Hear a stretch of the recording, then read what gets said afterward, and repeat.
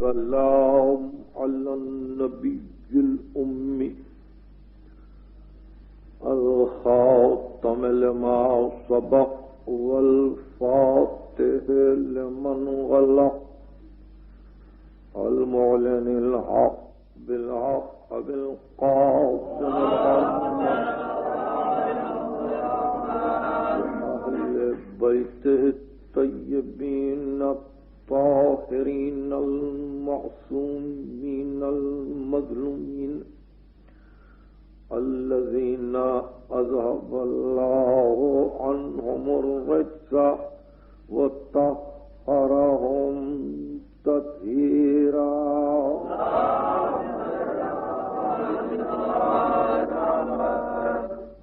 أما بعد فقد قال الله سبحانه وتعالى في محكم كتابه الحكيم بسم الله الرحمن الرحيم الذين كفروا وصدوا عن سبيل الله أضل أعمالهم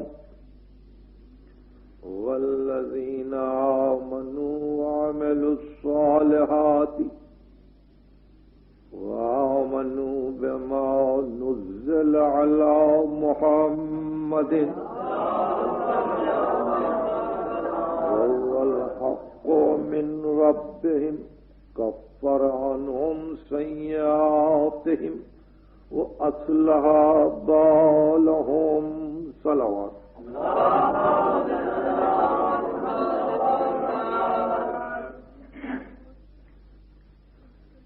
اس سال تفسیر کے لیے قرآن مجید کے 47ویں سورے کا ہم نے انتخاب کیا ہے. 47واں سورہ قرآن کا سورہ محمد ہے.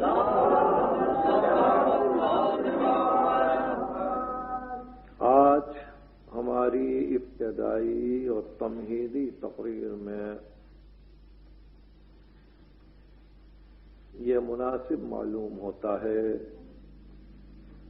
کہ اس سورے کے متعلق اور اس سورے کے تعلق سے بعض بنیادی امور کے متعلق ضروری وضاحت کی جائے. سب سے پہلے یہ تو آپ کو معلوم ہے کہ قرآن مجید میں 114 سورے ہیں، یعنی سورہ حمد سے لے کے سورۃ الناس تک 114 سورے. ان سوروں کی ترتیب جو ہمارے فحول علماء کے ارشاد کے مطابق اور ہمارے عقیدہ صحیحہ کی بنا پر خود سرکار رسالت مآب نے اپنے حکم سے اپنے سامنے اس طرح سے اس ترتیب کو معین کیا ہے کہ وہ ترتیب بھی ایک اعجاز ہے. قرآن مجید میں ابتدائی چند سورے ایسے ہیں جو صرف الف لام را سے شروع ہوتے ہیں اور یہ مسلسل 6 سورے ہیں. قرآن مجید میں الف لام را سے جو سورے شروع ہوتے ہیں وہ 6 ہیں اور یہ الف لام را کا گروپ 10ویں سورے سے شروع ہوتا ہے. یعنی 10واں سورہ سورہ یونس، 11واں سورہ سورہ ہود، 12واں سورہ سورہ یوسف، 13واں سورہ سورہ رعد، 14واں سورہ سورہ ابراہیم، 15واں سورہ سورۃ الحجر، یہ سب کے سب الف لام را سے شروع ہوتے ہیں۔ یہ ابتدائی قرآن۔ اسی طرح سے انتہائی قرآن میں مسلسل 7 سورے حامیم سے شروع ہوتے ہیں، یہ وہاں کا حامیم کا گروپ۔ اور یہ سورے ہیں 40واں سورہ سورۃ المومن، 41واں سورہ سورۃ السجدہ، 42واں سورہ سورہ شورا، 43واں سورہ سورہ زخرف، 44واں سورہ سورہ دخان، 45واں سورہ سورہ جاثیہ، 46واں سورہ سورۃ الاحقاف۔ جہاں یہ حامیم کا گروپ ختم ہوتا ہے وہاں سورہ محمد شروع ہوتا ہے۔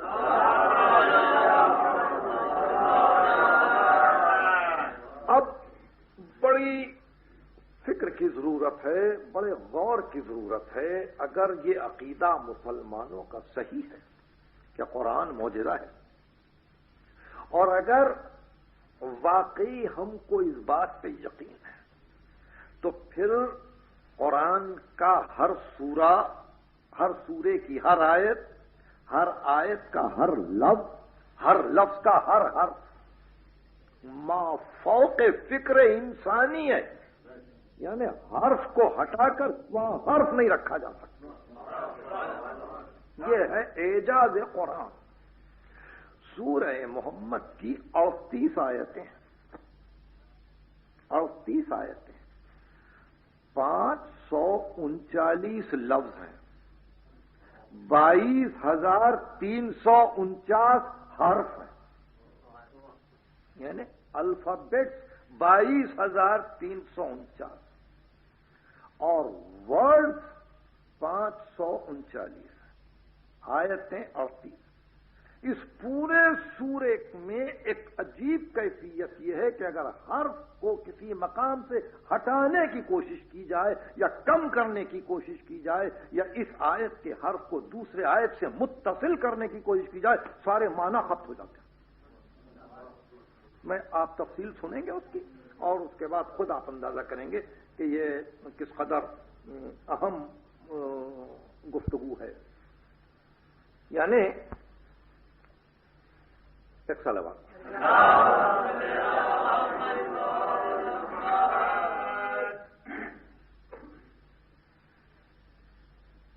سورہ مومن، اور سورہ مومن کے بعد جیسا کہ ابھی عرض کیا حامیم سجدہ، اور پھر سورۃ الشورا، اور پھر زخرف، دخان، جاثیہ، احقاف، یہ سب سورے ہیں جو حامیم سے شروع ہوتے ہیں۔ اور اس سے پہلے عرض کیا گیا تھا کچھ سورے ہیں جو الف لام را سے شروع ہوتے ہیں۔ تو بحیثیت مفکر کے یہ سوچنے کی ضرورت ہے کہ آخر یہ 114 سوروں میں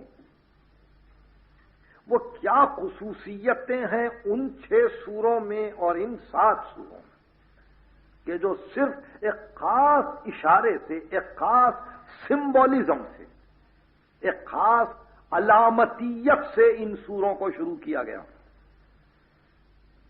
یہ ہمارے فکر کے ماورا ہے، یعنی سوچنے کے بعد بھی انسان کسی نتیجے پہ نہیں پہنچتا کہ یہ حامیم سے کیوں شروع ہو، وہ الف لام را سے کیوں شروع ہو۔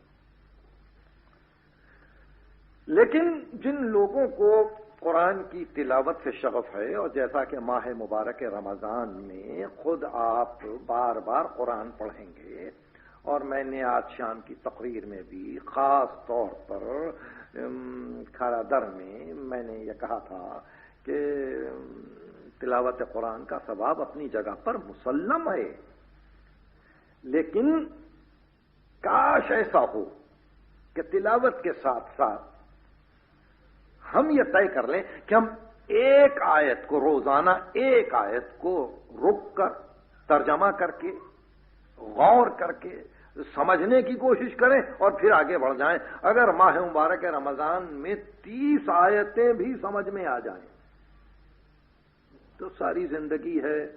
معلوم نہیں آپ یہ 6236 آیتیں الحمدللہ کچھ عرصے میں اگر طے کر سکیں اور اگر سمجھ سکیں تو اس سے بہتر کون سا سرمایہ ہو سکتا ہے.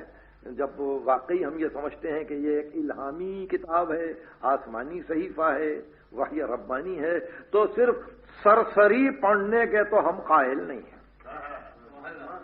اچھا, یہ تفسیر کا جو درس ہے وہ آپ کو تو معلوم ہے, وہ حضرات جو ان محفلوں میں شریک ہوتے رہے ہیں ان کو اچھی طرح معلوم ہے کہ ہم مسقط میں مسلسل 7 برس تک یہ درس دیتے رہے, اور مسقط سے جب ہم آ گئے تو مرحوم ہمارے دوست حاجی غلام حسین جیتا گوکل مرحوم نے یہ انتظام کیا تھا کھارادر کی مسجد میں, کھارادر کے امام باڑے میں. لیکن اب میری صحت اجازت نہیں دیتی کہ میں رات کو اتنی دور جاؤں اور پھر 12 بجے تک میں گھر واپس آؤں, اس لیے طے یہی کیا کہ یہیں یہ درس ہو. اور اس طے کرنے میں میری طرف سے وہی کوششوں کا سلسلہ رہے گا جو اب تک جاری رہا ہے. میرا شغف وہی ہے اور چاہتا بھی یہی ہوں کہ تفسیر کی تقریر درس بن جائے اور وہ آپ کے سمجھ میں آ جائے. آپ بھی کوشش کیجیے اپنی طرف سے کہ جو کچھ کہا جاتا ہے اس کو آپ محفوظ کریں. ایک ہی صورت سے آپ محفوظ کر سکتے ہیں کہ جس آیت کو میں پڑھوں اس آیت کو گھر جا کر تلاوت کے دوران میں آپ بھی پڑھ لیں. اس سے بہتر کوئی اور صورت نہیں ہو سکتی ہے قرآن کو سمجھنے کی کہ جس آیت کی تلاوت یہاں ہو. تو اب بحث یہ تھی کہ کچھ سورے ہیں جو الف لام را سے شروع ہوتے ہیں, کچھ سورے ہیں جو الف حامیم سے شروع ہوتے ہیں, مگر سورہ محمد کا اعجاز یہ ہے کہ انتہائی غیظ کے عالم میں شروع ہوتا ہے اور ایک عجیب انداز ہے شروع ہونے کا کہ بسم اللہ الرحمن الرحیم شروع کیا جاتا ہے نام سے اللہ کے جو رحمان الرحیم ہے. الذین کفروا, وہ لوگ جو کافر ہو گئے. یہ الذین سے سورے کا شروع ہونا یہ پورے قرآن میں یہ ایک ہی مرتبہ ہے اور اعجاز. اب اس اعجاز سے گفتگو کرتا ہوں. جب میں کہہ دیتا ہوں کہ اعجاز ہے تو اس تک سورہ محمد کا نزول کی شان یہ ہے کہ جب ہجرت ہو چکی اور جب چلے مکے سے مدینے کی طرف تو جیسے جیسے مکے سے مدینے کی طرف جا رہے تھے یہ سورہ نازل ہو رہا تھا. یہ سورہ نازل ہو رہا تھا. اس لیے یہ سورہ مکی نہیں ہے. یہ سورہ مکی نہیں ہے, مکے میں نازل نہیں ہوا. یہ سورہ مدنی. اب جیسے جیسے سفر ہو رہا ہے آیتیں نازل ہو رہی ہیں تو آیتوں کا تعلق ہے کچھ مکے سے کچھ مدینے سے. یعنی ایک ماضی کی زندگی ہے اور ایک آنے والی زندگی ہے. اس لیے معصوم فرماتے ہیں 38 آیتیں ہیں, 19 آیتیں کافروں کے لیے ہیں, 19 آیتیں مومنین کے لیے. اس سورے کی شان یہ. اب آپ جا کے قرآن کی تلاوت کریں اور اس سورے پہ غور کریں. پہلی آیت کافر کے لیے, دوسری آیت مومن کے لیے, تیسری آیت کافر کے لیے, چوتھی آیت مومن کے لیے, پانچویں آیت کافر کے لیے, چھٹی آیت مومن کے لیے, آخر تک. یہ ایک عجیب اعجاز ہے اس سورے کا کہ مطلب یہ کہ تمہاری ماضی کی زندگی یہ تھی, کافروں نے یہ ستایا, ایمان والوں کا یہ سلسلہ رہے گا, کافروں کا یہ انجام ہے, ایمان والوں کا انجام یہ ہے, کافروں نے یہ کیا, ایمان والے یہ کریں گے.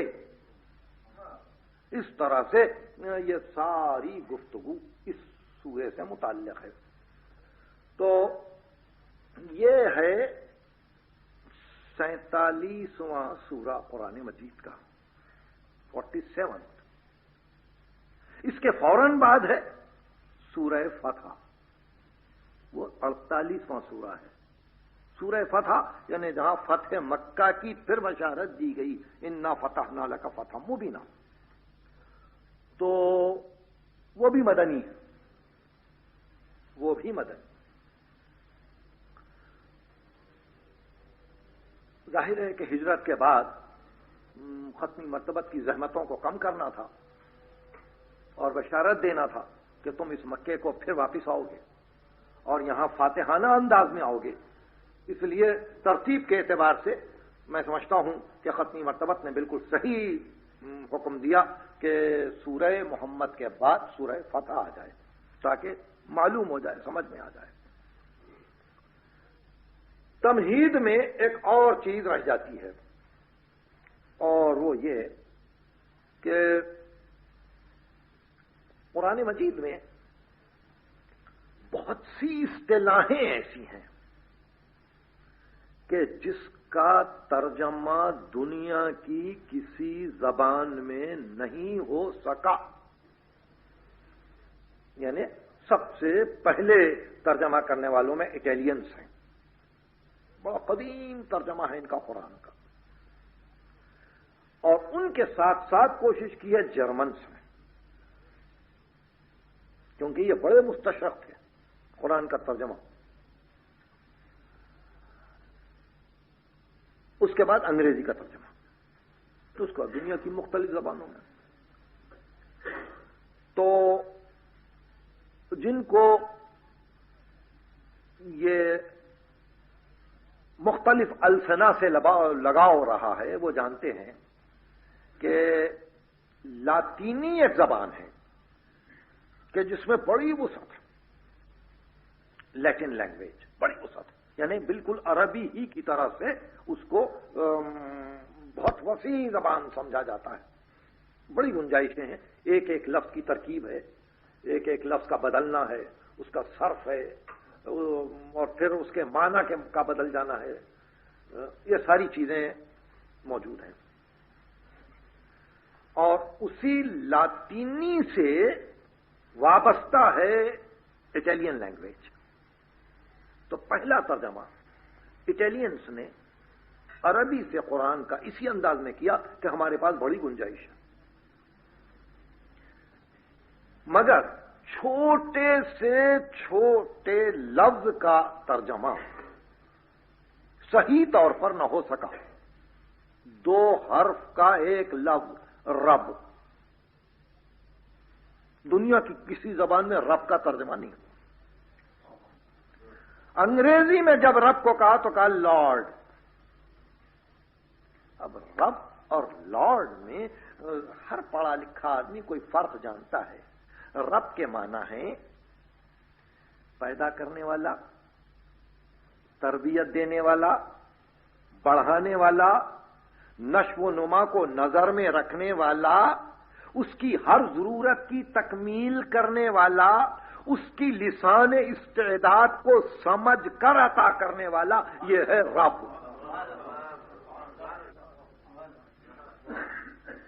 رب یہ میرا ترجمہ نہیں ہے، قرآن خود قرآن. رب کی کیا تعریف ہے؟ قرآن نے کہا ربنا الذی اعطا کل شیء خلقہ ثم ہدی. ہمارا رب وہ ہے جو ہر ایک کو خلقت بھی عطا کرتا ہے، ہدایت بھی عطا کرتا ہے.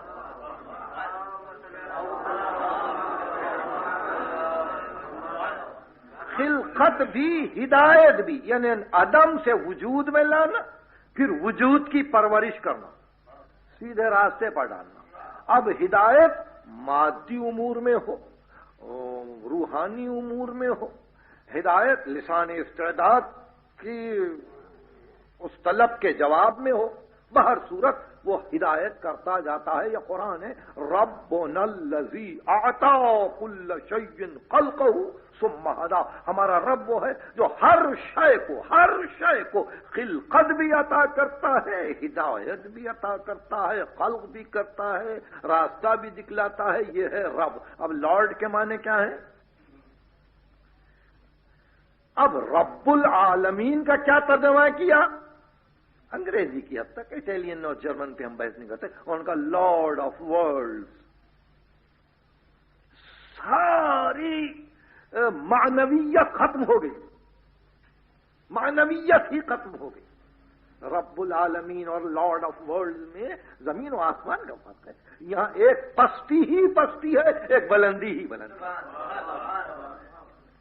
وہاں تربیت بھی ہے، ہدایت بھی. تو آپ نے دیکھا یہ چھوٹے چھوٹے الفاظ قرآن مجید کی وہ اصطلاحیں ہیں کہ جس کو قرآن خود وضع بھی کرتا ہے، اس کو اپنا بھی لیتا ہے.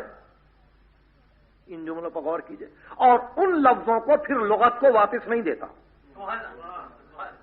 اب میرے جملوں کو آپ سمجھ گئے؟ یعنی قرآن نے لفظ لیے ہیں عرب ہی سے.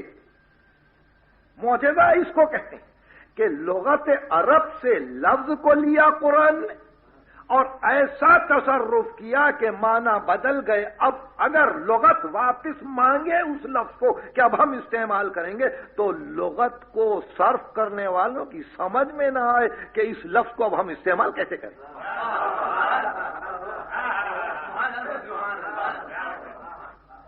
تو اس طرح سے قرآن معجزہ ہے. میں معجزے پہ گفتگو کر رہا تھا. جتنے الفاظ قرآن نے لغت عرب سے لیا، جتنے الفاظ، سب کا حال یہ ہے کہ انگریزی میں، اٹالین لینگویج میں، جرمن لینگویج میں ترجمہ جو ہوا ہے وہ تو لغت کا ہوا ہے. آپ سمجھ گئے؟ معجزے کا نہیں ہوا، اس تصرف کا نہیں ہوا ترجمہ کے. تصرف نے کیا کیا؟ انہوں نے تو لفظ کا ترجمہ کیا، اور لفظ کا ترجمہ آسان تھا. عربک ٹو انگلش جتنے ڈکشنریز تھے یا انگلش ٹو عربک جتنے ڈکشنریز تھے، سب کو ایک جگہ جمع کر لیا. اور ہچنسن کی مشہور ڈکشنری ہے بہت قدیم، 200 برس پہلے کی، اس کو دیکھ لیا کہ عربک ٹو انگلش ہے. انہوں نے عربی کے لفظ کے ساتھ ساتھ انگریزی کا لفظ لکھ دیا، ترجمہ کرنے کے لیے بیٹھ گئے. تو اس طرح سے تو آسان ہو جاتا ہے. مگر ترجمہ کرنے والوں نے یہ نہیں دیکھا کہ اس کتاب نے جو تحدید کی ہے معجزے کی، لفظ تحدید کو آپ سمجھ رہے ہیں نا، تحدید کی ہے معجزے کی، وہ اسی زبان پر کی ہے، انہی الفاظ پہ کی ہے، انہی حروف پہ کی ہے. باہر سے کوئی اور حروف تو نہیں آ رہے ہیں کہ ہمارے ذہن میں کچھ حروف ہیں، کچھ ذہن میں الفاظ ہیں، نہیں، جو لکھے ہوئے ہیں انہی الفاظ پر تحدید آئی ہے معجزے کی. تو ایسے موقع پر اصطلاح پر اصطلاح قرآن لیتا ہے زبان عرب سے اور اس کو اپنا لیتا ہے. آپ کو مجھ سے زیادہ الفاظ یاد ہوں گے، مگر یہ کہ میں آپ کے دماغ کی حفاظت کے لیے اور اس کو محفوظ کروا دینے کے لیے تھوڑی سی کوشش کرتا ہوں. قرآن نے لغت عرب سے لفظ لیا زکات. زکات کے معنی ہے درخت میں نمو ہونا، بڑھنا. درخت کے نمو کو زکات کہتا ہے. اور اس کو صرف کیا ایک خاص مطلب کے لیے. اب اگر لغت عرب پھر واپس مانگے لفظ زکات کو درخت کے بڑھنے کے لیے، تو وہ جملہ ہی سمجھ میں نہیں آتا. اتنا محیط ہے شعر مسلمان کے دل و دماغ پہ کہ اگر لغت استعمال کرنا چاہے زکات کو پھر نمو کے معاملے میں، بالکل اسی طرح سے ارادہ، کسی نے ارادہ کیا تو عربی میں اس کے لیے لفظ ہے حج. حج کے معنی ہے ارادہ کرنا ہے جی، جیسے رے بے ہے، حج ارادہ کرنا. مگر شارع مقدس نے جو حج کی تفصیل دے دی تو سارے دریا کو ان 2 حرفوں میں لا کے سمو دیا. اب اگر لغت واپس لینا چاہے پھر ارادے کے لیے استعمال کرنے کے واسطے حج کو، تو لغت کے لیے اب ناممکن ہو گیا کہ پھر لفظ حج کو ارادے کے سلسلے میں استعمال کرے، ہاں وہ شاعر ہو یا کچھ.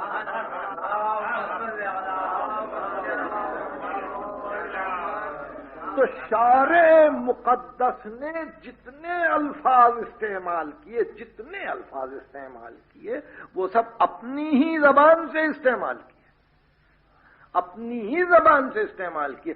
مگر اس کے بعد پھر یہ نہیں کہا کہ ہم ان لفظوں کو واپس نہیں دیں گے، نہیں، اوپن کر دیا کہ تم لینا چاہتے ہو لے لو، لینا چاہتے ہو لے لو، مگر یہ کہ تم اب استعمال نہیں کر سکو گے. دیکھیے حج کے معنی ارادے کے ہیں. تو اب آپ لغت عرب کو استعمال کرتے ہوئے کیا ایک بھائی دوسرے بھائی سے یہ پوچھ سکتا ہے مجلس کے ختم کے بعد بھئی اب آپ کا کیا حج ہے؟ یعنی حج کے معنی قصد کے ہیں، اب آپ کا کیا حج ہے؟ یعنی نزول قرآن سے پہلے یہی پوچھا جاتا تھا، یہی پوچھا جاتا تھا، اس لیے کہ حج ہے قصد ارادہ۔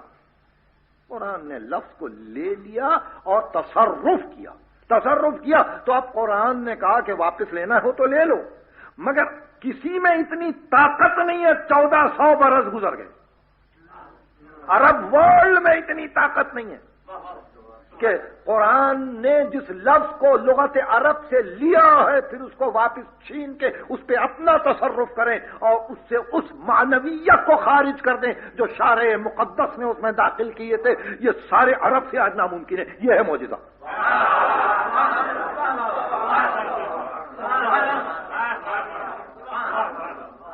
یہ ہے معجزہ۔ یعنی معجزے کے متعلق سارے مسلمانوں میں گفتگو ہے، مگر واقعہ یہ ہے کہ میں سمجھتا ہوں کہ خود یہ تصور بہت سے دماغوں میں ابھی واضح بھی نہیں ہے کہ وہ اپنے سننے والوں کو کس طرح سے سمجھا سکتے ہیں، میں خود اندازہ نہیں کر سکتا، اس لیے کہ خود یہ تصور ان کے دل و دماغ میں واضح نہیں ہے کہ یہ معجزہ کیوں ہے۔ حرف کے اعتبار سے معجزہ ہے، لفظ کے اعتبار سے معجزہ ہے، جملے کے اعتبار سے معجزہ ہے، اور پورے سورے کی ترکیب کے اعتبار سے معجزہ ہے۔ یہ بحث تھی۔ تو ایسی صورت میں قرآن مجید میں جتنے اصطلاحات ہیں ان سب کا عالم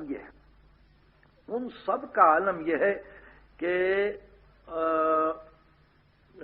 ہر اصطلاح ترجمے کے وقت بجز اس کے کہ آدمی گھبرا جائے، پریشان ہو جائے اور وقت گزارنے کے لیے، اپنا مطلب پورا کرنے کے لیے، مقصد تک پہنچنے کے لیے جلدی سے کتاب کو ختم کر دے، یہ تو ممکن ہے۔ دیکھیے بڑی کام کی بات عرض کر رہا ہوں، ممکن ہے کہ آپ اس کو محفوظ کریں۔ یہی وجہ ہے کہ انگریزی میں قرآن پڑھنے کے بعد، لاطینی میں قرآن پڑھنے کے بعد، یا جرمن زبان میں قرآن پڑھنے کے بعد، یا کسی اور زبان میں قرآن پڑھنے کے بعد، آج تک ممالک میں کوئی ایسا آدمی پیدا نہیں ہو سکا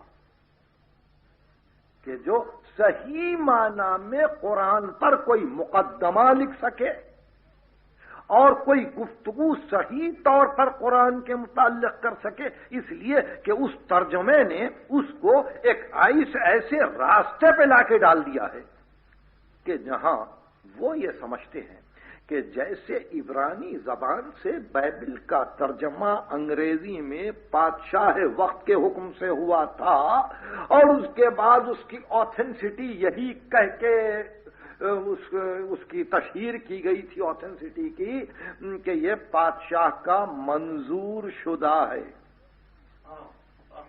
یہ الفاظ ہیں، یہ بادشاہ کا منظور شدہ ہے۔ اور بادشاہ کون ہے؟ دا ڈیفینڈر آف فیتھ، جو دین کا محافظ ہے۔ چلیے سبوں نے تسلیم کر لیا، اب اسی کو پڑھا جا رہا ہے، مگر یہاں خود اوریجنل جو عربی ہے اس میں مسلمانوں کی مملکتیں قائم ہوئی، عرب میں مسلمانوں کی شاہیاں آئیں اسی ملک میں، عرب بادشاہ گزرے، تو وہاں کوئی تصور تو تھا ہی نہیں کہ بادشاہ کا منظور شدہ ہے یا غیر منظور شدہ ہے، یہ بات ہی نہیں تھی۔ مگر یہ ضرور ہوا کہ جب اس کے ترجمے باہر آئے تو خدا گواہ ہے اس کی اہمیت بڑی متاثر ہو گئی، یعنی اس کا اعجاز باقی نہیں رہا، اس لیے کہ قرآن نے کبھی یہ دعویٰ نہیں کیا کہ میں ترجمے کے بعد بھی معجزہ رہوں گا۔ قرآن نے یہ دعویٰ نہیں کیا کہ میں ترجمے کے بعد بھی معجزہ رہوں گا۔ اس لیے لاہور میں 3 برس پہلے جب یہ کوشش کی گئی کہ ہم نماز کو اردو میں پڑھنے لگیں گے تو بہت سے لوگوں نے سمجھانے کی کوشش کی کہ آپ اردو میں پڑھ کے کیا کریں گے نماز، اور कैसे आप उस हक को अदा कर सकेंगे जो एक मोजज़े का हक है?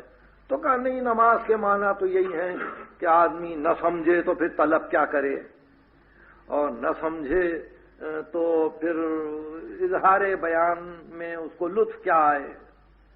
अब देखिए ये कितनी ओछी बातें हैं, यानी सारी जिंदगी गुजर गई मुसलमान माँ बाप के गोद में पलते पलते और मुसलमान मुआशरे में बढ़ते बढ़ते और मुसलमानों के साथ जिंदगी बसर करते करते मस्जिदों की रौनक बने रहे, माह मुबारक रमजान की रातों में खड़े खड़े कुरान खत्म कर लिया, मगर इसके बावजूद ये कहते हैं कि अब हम कुरान को उर्दू में पढ़ना चाहते हैं और नमाज को उर्दू में पढ़ना चाहते हैं ताकि हम समझ सकें। तो उसके माना है सारी जिंदगी गुजर गई इस तरह से, अब नमाज समझ में आना है, नमाज को समझना चाहते हैं। तो खैर बहरहाल नमाज को समझिए इय्या का नाबुदु व इय्या का नस्तईन, हम तेरी इबादत करते हैं, तुझी से मदद चाहते हैं। अल्हम्दुलिल्लाह रब्बिल आलमीन, तारीफ सारी सजावार है आलमीन के रब के लिए, और रहमान रहीम, जो रहमान भी है रहीम भी है।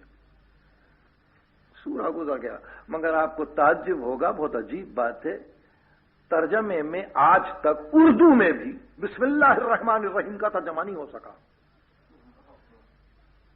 ये एजाज है ये कुरान का, बिस्मिल्लाहिर्रहमानिर्रहीम का तर्जमा नहीं हो सका। इस बात से कि जितने तर्जमे आए सब में यह हुआ कि शुरू करता हूं, वहां शुरू करता हूं का तसव्वुर ही नहीं है।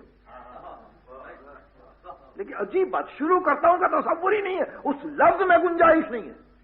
बे से, बे के माने से, इसम नाम, अल्लाह अल्लाह, अल्लाह के नाम से जो रहमान और रहीम है। वह शुरू करता हूं क्या बात है, वह खत्म भी उसी के नाम से है। वह शुरू की क्या बात है, वह खत्म भी उसी के नाम से है, दरमियान भी उसी के लिए है, औसत भी उसी के लिए है। वह शुरू की क्या बात है, मगर चूंकि इनके ज़हन के किसी गोशे में यह था कि कुरान शुरू हुआ है बिस्मिल्लाह से, इसलिए मैं भी शुरू करता हूं।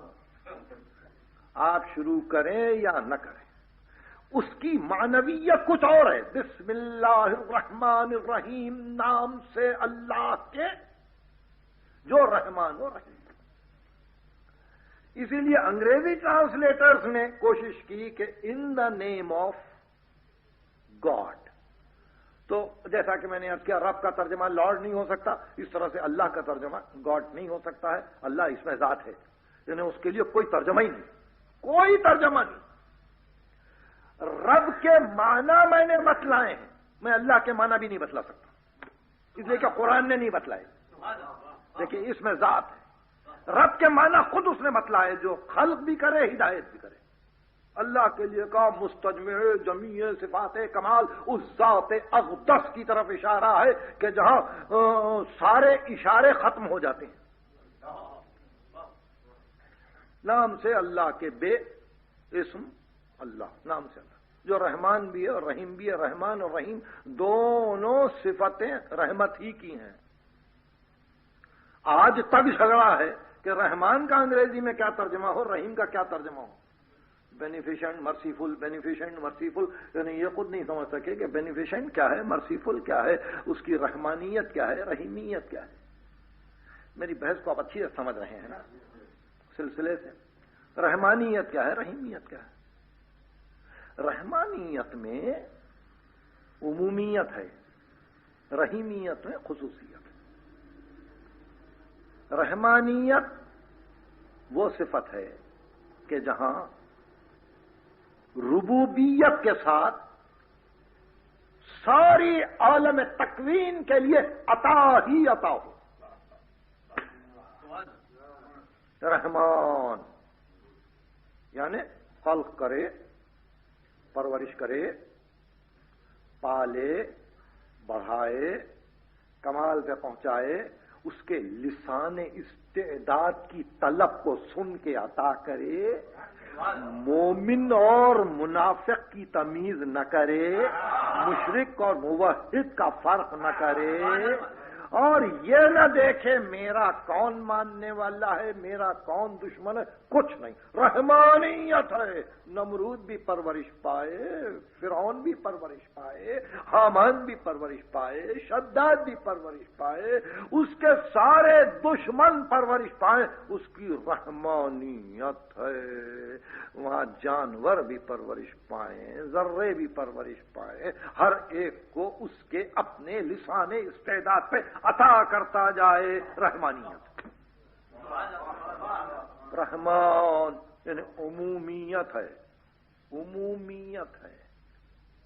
رحیم خصوصیت ہے، خصوصیت ہے یعنی وہ عطا کہ جہاں عطا ڈھونڈے اہلیت کو، وہ دین جہاں دین مخصوص ہو اس کے لیے کہ جس کو حق پہنچتا ہو۔ تو اس منزل پر اب جو یاد رکھنے کی صورتیں ہیں وہ یہ کہ ایک صلوات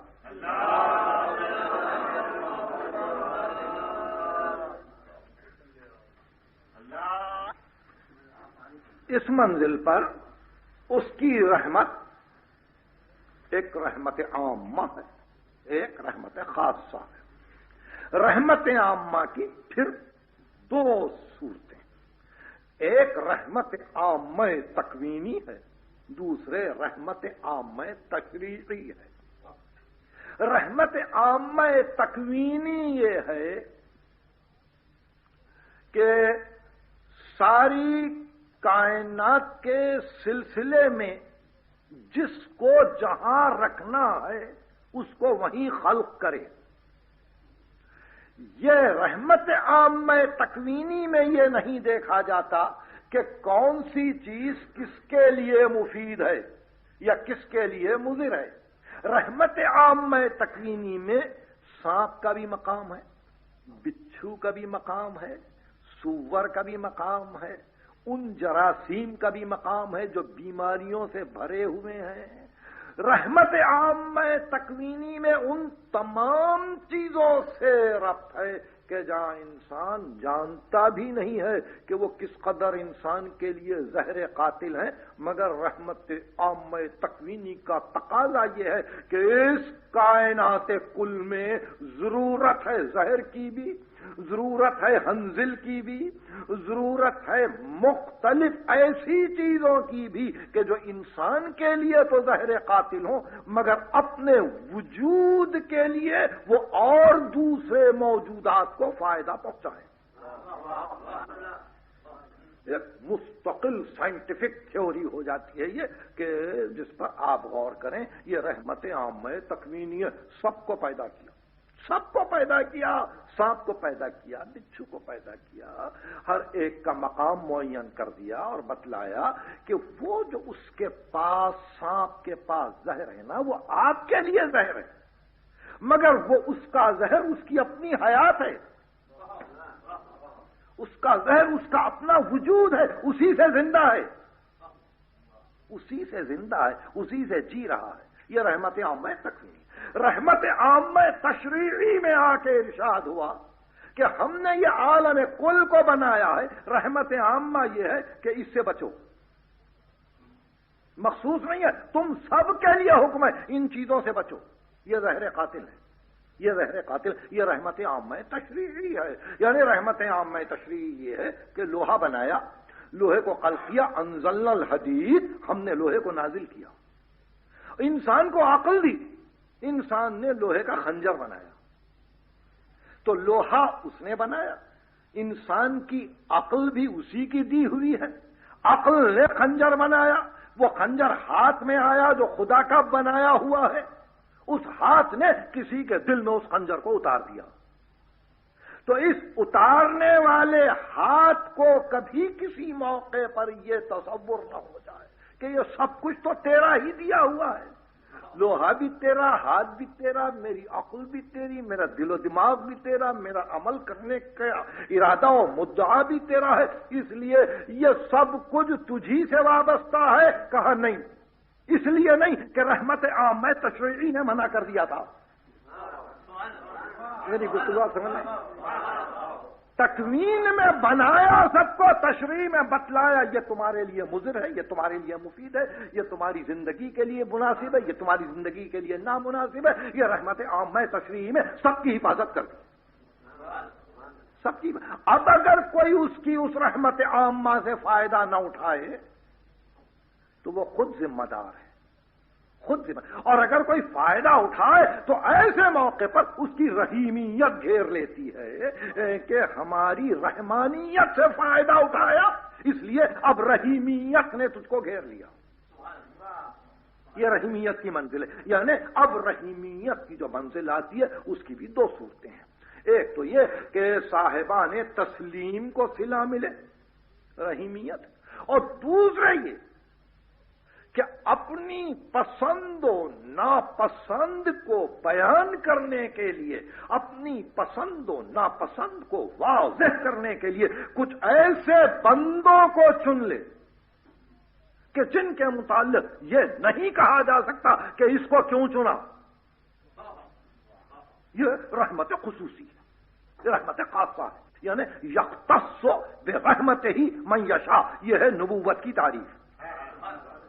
یختص برحمتہ من یشاء یعنی اپنی رحمت سے جس کو خصوصیت دینا چاہتا ہے دے دیتا ہے. آپ یہ نہیں پوچھ سکتے کہ ان کو محمد کیوں نہیں بنایا. آپ کے لمیٹیشنز ہیں، آپ کے حدود ہیں، سمجھے آپ کے لمیٹیشنز ہیں، آپ کے حدود ہیں. میں نے معلوم نہیں کیا کیا کہہ دیا ہے. یعنی آپ یہ نہیں پوچھ سکتے کہ سانپ کو سانپ کیوں بنایا. پوچھ سکتے ہیں آپ؟ نہیں پوچھ سکتے. کیوں نہیں پوچھ سکتے؟ اس لیے کہ ہمارا علم اس قدر محدود ہے، اس قدر کم ہے. وَمَا أُوتِيتُم مِّنَ الْعِلْمِ إِلَّا قَلِيلًا، بڑا قلیل علم ہے. ہم پوچھ نہیں سکتے کہ ایسا کیوں بنایا، سانپ کیوں بنایا، اس زہریلی چیز کو خلق ہی کیوں کیا. نہیں پوچھ سکتے. تو جب رحمت عامہ میں ہم سوال نہیں کر سکتے ہیں کہ اس کو کیوں بنایا، پہاڑ کو کیوں بنایا، ہنزل کو کیوں بنایا، کانٹوں کو کیوں بنایا، تاریکیوں کو کیوں بنایا، اسی طرح سے رحمت خاصہ میں کچھ بندوں کو چن لیا. ابراہیم کو ابراہیم بنایا. کوئی یہ پوچھ نہیں سکتا ہے کہ اس کو خلیل کیوں بنایا. یہی پسند نمرود کے لیے ہوتی. یہ گنجائشیں بند کر دیں اس سوال کی اور کہا یختص برحمتہ من یشاء، ہم اپنی رحمت سے جس کو مخصوص کرتے ہیں، جس کو چاہتے ہیں اس خصوصیت کے ساتھ اس کو حامل بنا دیتے ہیں اس رحمت خاصہ کا. تو یہ مقام نبوت ہے. رحمت خاصہ مقام نبوت ہے. ہم نے مختلف مقامات کو طے کیا ہے ایک خاص مصلحت سے. اب دو باتیں رہ جاتی ہیں اور اس کے بعد میں آپ کو زحمت نہیں دوں گا. پہلی بات یہ کہ گفتگو یہی تھی کہ بسم اللہ الرحمن الرحیم کا ترجمہ نہیں ہو سکا، اور ہمارے پاس 114 سورے ہیں قرآن کے، جس میں صرف ایک سورے میں بسم اللہ نہیں ہے، اور وہ سورہ برات ہے. یعنی قرآن کا 9واں سورہ ہے، برات من اللہ. اس میں بسم اللہ الرحمن الرحیم نہیں ہے.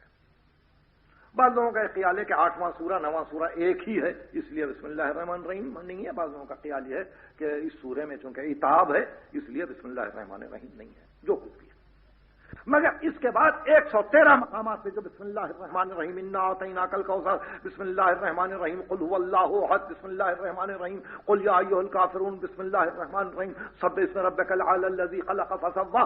یہ ہر مقام پر جو بسم اللہ الرحمن الرحیم کے ساتھ سورہ آیا ہے، سارے علماء نے یہ طے کیا کہ یہ آیت جزو ہے سورے کے لیے، سورے کا جزو ہے آیت.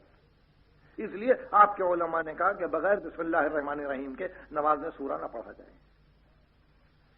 معلوم ہے نا، بسم اللہ الرحمن الرحیم سورے کا جزو ہے، قرآن کا نہیں.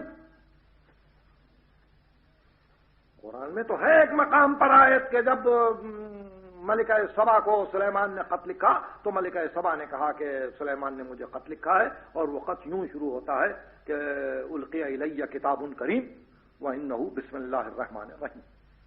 یہاں سے سلیمان کا خط شروع ہوا. یہ تو جزو قرآن ہوا، مگر جزو سورہ ہے بسم اللہ الرحمن الرحیم الحمدللہ رب العالمین، یعنی سورہ حمد کا جزو ہے بسم اللہ الرحمن الرحیم. سورہ اخلاص کا جزو ہے بسم اللہ الرحمن الرحیم. سورہ قل یا ایھا الکافرون کا جزو ہے بسم اللہ الرحمن الرحیم. سورہ محمد کا جزو ہے بسم اللہ الرحمن الرحیم. گفتگو دیکھیں کس منزل پر آ گئی. مجھے یہ پوچھنا ہے آپ کے توسط سے علماء سے کہ آیا ہر سورہ کا جزو بنتے ہوئے کیا بسم اللہ الرحمن الرحیم کے تعلق سے معنی میں بھی کچھ تبدیلی ہوتی ہے؟ دیکھیں پھر غور کیجیے. یعنی گفتگو ہے وہاں رحمانیت اور رحیمیت کی، اور اس کے ساتھ سورہ شروع ہوتا ہے. تو لازم یہ ہے کہ اسی رحمانیت اور رحیمیت کے پرتوں میں سورہ جائے. ہماری رحمانیت بھی ہے، رحیمیت بھی ہے.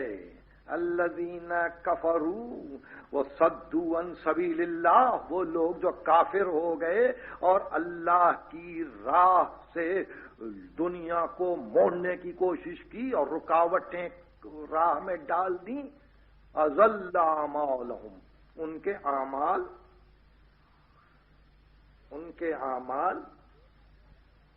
بے اثر کر دیے گئے، بے اثر کر دیے گئے. یعنی ان کے عمل کا کوئی ربط جو ان کی ذات سے گزر کے تمہاری ذات تک پہنچنے والا تھا، ہم نے اس پہنچنے کو اثر کے روکا. یعنی انہوں نے جو کیا اس کا بدلہ تو ان کو ملے گا.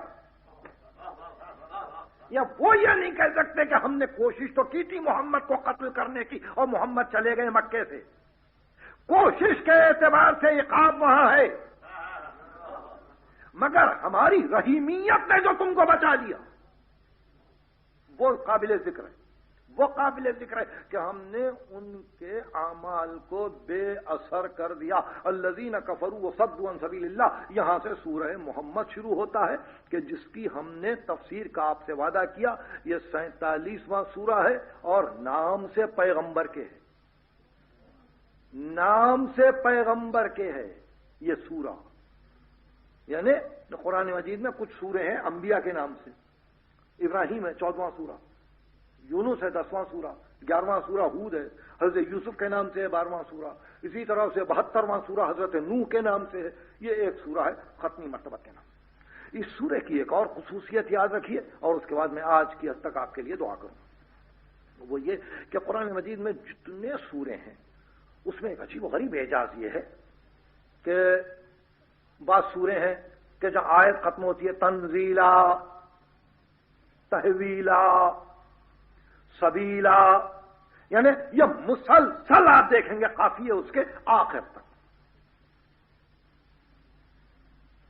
بعض سورے ہیں تطہیرا،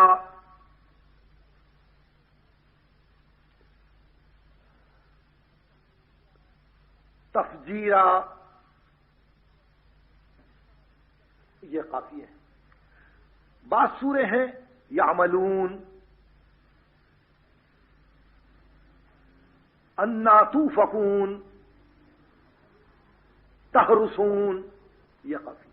سوا اس سورے کے، اس سورے کے عجیب قافیے ہیں، اس سورے کے عجیب و غریب قافیے ہیں اور معلوم نہیں اس کو کس وقت جا کے کس طرح سمجھایا جائے گا.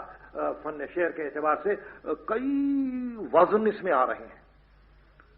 اس سورے کے قافیے ہیں اعمالہم، امثالہم، لا مولا لہم، لا مسوا لہم.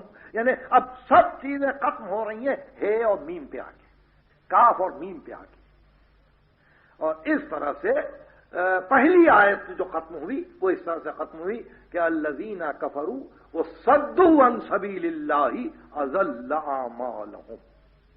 اور دوسری آیت شروع کر دیں گے والذین آمنوا، اور وہ لوگ جو ایمان لائے وہ عملوا الصالحات اور عمل صالح کیا. وآمنوا بما نزل علی محمد، علیہ الصلوۃ والسلام، اور ایمان لائے اس چیز پر جو میم ہے، میم دال پر ہم نے نازل کیا ہے، وہو الحق من ربہم، اور وہی حق ہے ان کے رب کی طرف سے، کفر عنہم سیئاتہم واصلح بالہم اعمالہم، دوسری آیت ختم ہو رہی ہے بالہم، اور ہم نے ان کے اختتام کو نیکی تک پہنچا دیا، ہم نے ان کا انجام بخیر کیا، وہ لوگ جو ایمان لائے، وہ لوگ جو ایمان لائے ختمی مرتبت پر، ہم نے ان کا انجام خیر کیا۔ تو اس سورے کی ایک خصوصیت یہ ہے کہ اگر آپ کے سامنے کوئی ایک آیت پڑھے کہیں کسی مقام پر جو ہے اور میم پر ختم ہو رہی ہے، آپ فوراً کہیں گے سورہ محمد کی آیت پڑھ رہا ہے۔ یعنی پورے قرآن میں کہیں آپ کو یہ قافیہ نہیں ہے سوائے اس سورے کے، بجائے اس کے یعملون یا فکون یا کئی سوروں میں ہے، آپ نہیں بتلا سکیں گے، یا تنزیلا تحویلا یا کوئی 3-4 سوروں میں ہے، آپ فرق نہیں بتلا سکیں گے، سوائے ایک اس سورے کے کہ جیسے ہی کوئی آیت پڑھے گا آپ فوراً کہہ دیں گے یہ تو سورہ محمد سے پڑھا ہے۔